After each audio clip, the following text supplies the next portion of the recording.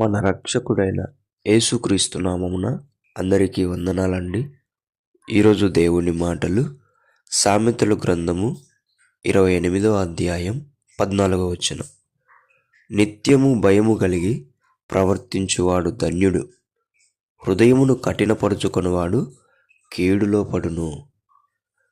ప్రియ దేవుని బిడ్డలారా, దేవుని యందలి భయము మనకు ఆశీర్వాదం. దేవుని యందలి భయము మనకు ఆరోగ్యం. దేవుని యందలి భయము మనకు ఆనందాన్ని ఇస్తుంది. దేవుని బిడ్డలారా, అయితే కొంతమంది దేవుని యందలి భయమును విడిచిపెట్టి హృదయమును కఠినపరుచుకొని చేసిన తప్పులకు, చేయరాని తప్పులకు కూడా కీడులోనే పడుతూ ఉంటారు. అదే బాగుంది చాలామందికి. అయితే దేవుని బిడ్డలారా, కీడులో పడి నశించిపోయేదానికంటే నీవు దేవుని యందు భయము కలిగి ఆరోగ్యంగా, ఆశీర్వాదంగా, ఆనందంగా జీవించవచ్చు కదా. నీకు దేవుడు ఆశీర్వాదాన్ని, ఆనందాన్ని, ఆరోగ్యాన్ని ఇవ్వాలనుకుంటున్నప్పుడు నీవు హృదయమును కఠినపరుచుకుంటే నీవు ధన్యుడిగా కాదు, కీడులో పడతావు.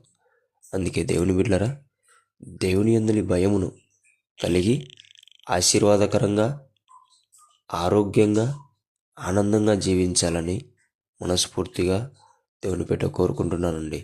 దేవుడి మాటలు దీవించునుగాక. ఆమేన్. ప్రార్థన చేసుకుందాం.